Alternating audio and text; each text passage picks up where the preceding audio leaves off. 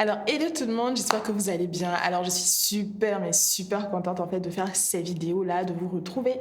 Alors, suite à mon FAQ que j'avais fait, donc foire aux questions, que j'avais fait sur Instagram, où je posais un peu les questions de savoir ce que vous vouliez voir comme contenu. Donc, dans la catégorie Inner Talk, la première vidéo qui est sortie, c'est comment j'ai appris à aimer mon corps et ses défauts. J'ai beaucoup aimé parce que c'est quelque chose qui a pris du temps avec moi. Déjà, avant de commencer, j'aimerais dire que aucun corps n'a de défaut. Un défaut, en fait, en gros, c'est quoi? C'est juste une malfaçon. Quand on parle de défaut, par exemple, sur un vêtement, c'est quand la fabrication a été mal faite. Alors que nous tous, on a été créés à l'image et à la ressemblance de Dieu. Peu importe, on est tous des créatures de Dieu et il a pris du temps pour nous faire. Si on prend une fleur aujourd'hui, la fleur, elle est super belle, on arrive à l'apprécier, c'est parce que on ne trouve pas de défaut à cette fleur-là. Je ne sais pas si vous voyez. Donc, pourquoi nous, qui sommes beaucoup plus importants qu'une fleur, on trouve qu'on a des défauts. Donc, ça vient d'où? Tout le monde se trouve des défauts, on va dire. On va dire que soit mon nez est trop gros, ma tête est trop grosse, ou je sais pas, mes yeux sont trop petits, mes dents sont comme ci, ma bouche est comme ça, je suis pas assez grande, je suis pas assez mince, je suis grosse. Voilà, toutes ces choses-là. En tout cas, moi, j'ai vécu ça. Moi, je me trouvais pas assez, je me trouvais super mince, je trouvais que j'avais pas assez de seins, je n'aimais pas mon nombril et il y avait plein de petites choses. Je trouvais que j'avais les oreilles décollées, mais ça c'est quand j'étais plus jeune. Et voilà, toutes ces choses-là en fait. Et je me suis demandé d'où ça vient. Et quand j'ai connu Christ, la première chose qu'il m'a dit, c'est que j'étais une créature si merveilleuse. Et j'ai commencé vraiment à m'apprécier telle que j'étais. J'ai commencé à aimer qui j'étais et à plus me regarder. Et donc voici les 3 choses que j'ai faites et que j'ai dégagées un peu de mon attitude et qui m'a permis d'avoir plus confiance en ce que je suis et accepter mon corps tel qu'il est.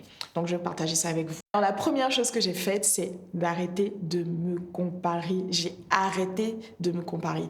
En fait, se comparer, c'est juste essayer de regarder ce que l'autre a et puis vouloir avoir la même chose. Si j'ai un nez, un tout petit nez, et que l'autre a un gros nez, pourquoi je vais vouloir avoir ce gros nez-là? Bon, je donne un exemple là. Pourquoi je vais avoir ce gros nez-là alors que moi j'ai un petit nez?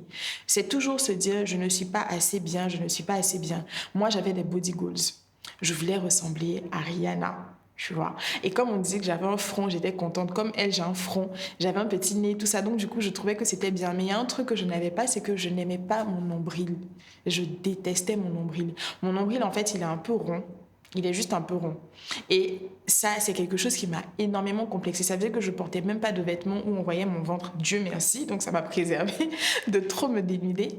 Mais c'est quelque chose que je n'arrivais pas à faire parce que j'assumais pas du tout mon nombril. Quand quelqu'un voulait voir, même genre, je le cachais, tout ça. C'était genre juste une crise d'angoisse pour moi que de pouvoir montrer ça à quelqu'un. Et après, je me suis rendu compte en fait que ça n'avait aucun sens. Pourquoi je voulais un petit nombril? Parce que j'avais vu les petits ventres plats avec les petits nombrils, on les voyait pas, les trous là, les points. Et j'avais tellement voulu avoir ça. Et à un moment, j'ai même pensé me faire une chirurgie esthétique et ça. J'ai commencé à harceler ma maman. Et après, j'ai réalisé en fait qu'il y avait plus de risques à faire cette chirurgie-là plutôt que de garder. Donc finalement, j'ai dit, bon, je vais garder. C'est pas grave.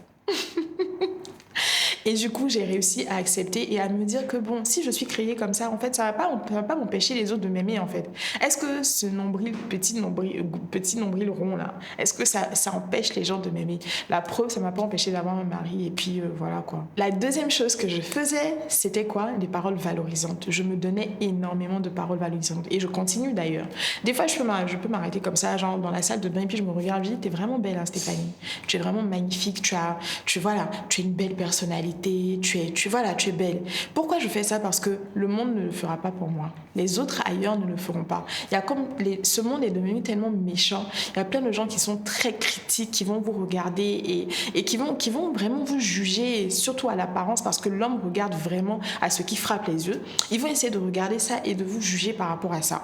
Et perso, je me suis dit, je vais pas attendre que les autres me donnent des paroles valorisantes. Moi-même, je vais commencer à me les donner.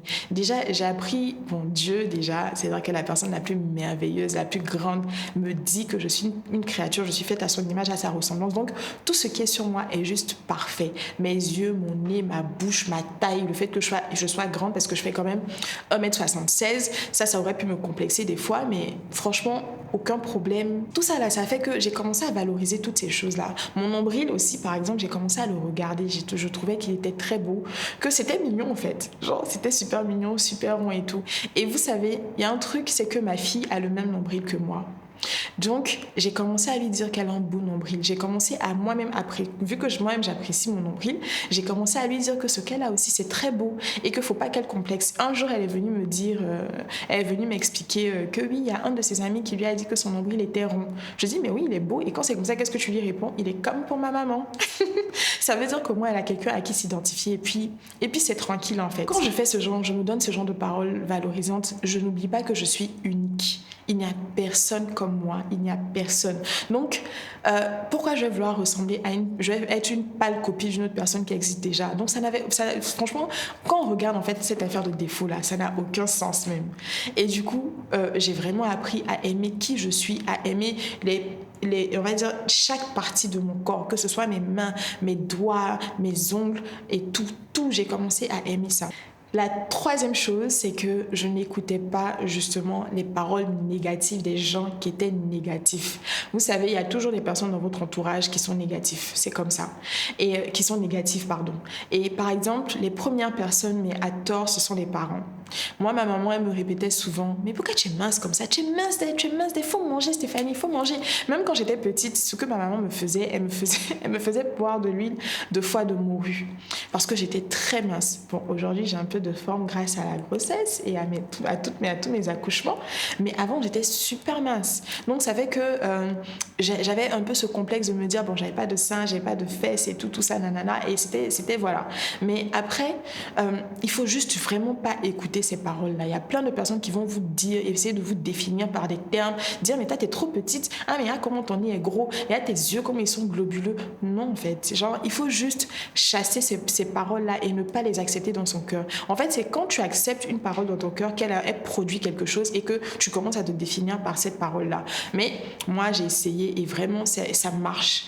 Ne pas les écouter. Quand on reçoit une parole qu'on sait qui est négative, je parle pas des remarques constructives, hein, mais sur le physique même, je trouve que c'est rare. Si c'est quelqu'un qui attaque directement, genre ton nez, ah mais ton nez, pourquoi ton nez est gros? Ça, tu peux rien y faire. Quand c'est comme ça, il faut répondre, c'est parce que Dieu a voulu que je sois comme ça. Et c'est juste comme ça que je suis super parfaite. Et moi, je retiens toujours que dire à une personne qu'on se trouve belle et qu'on est belle et que moi j'aime mon nez ou j'aime mes yeux ou j'aime mes oreilles, c'est pas de l'orgueil, au contraire, c'est de la juste valeur, c'est s'apprécier à sa juste valeur. Donc apprécions-nous à notre juste valeur. Et maintenant, la quatrième chose, c'est de travailler sur le défaut. Là, je parle des défauts en griffe, des choses qui sont intervenues par notre faute. Par exemple, on a pris trop de poids ou par exemple, on a arrêté de manger, donc on fait qu'on est hyper mince ou voilà, on prend pas soin de soi nous-mêmes, on est un peu négligé, on n'est pas par exemple voilà, j'ai oublié de vous dire, j'avais pas de sourcils. Genre mes sourcils en fait, depuis que je suis petite en fait, mes sourcils s'arrêtent là. Donc bon, vu que moi je veux avoir un visage harmonieux, c'est pas des fois j'arrive à sortir sans maquillage, je sors sans maquillage. Le plus souvent, même si vous me voyez dans la rue, je suis sans maquillage, je ne me maquille pas. Mais même les sourcils, je les fais plus parce que j'ai appris à assumer mon visage tel qu'il était.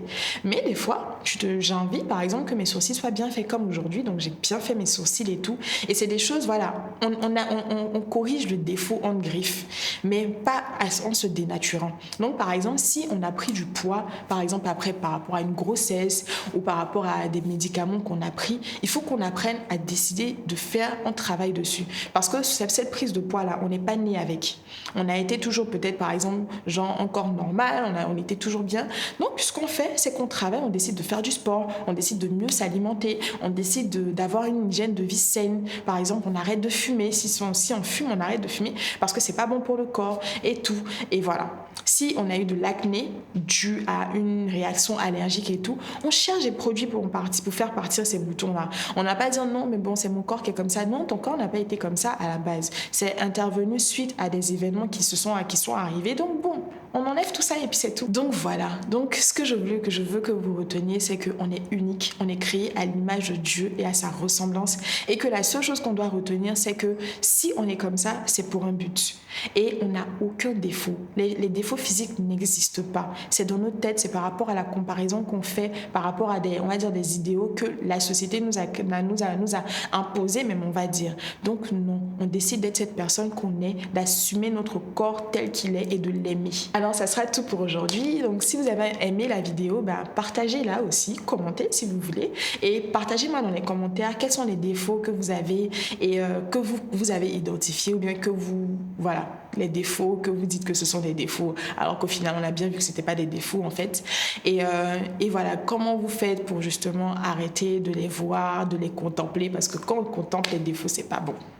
Voilà. Je vous embrasse et on se dit à bientôt pour une prochaine vidéo.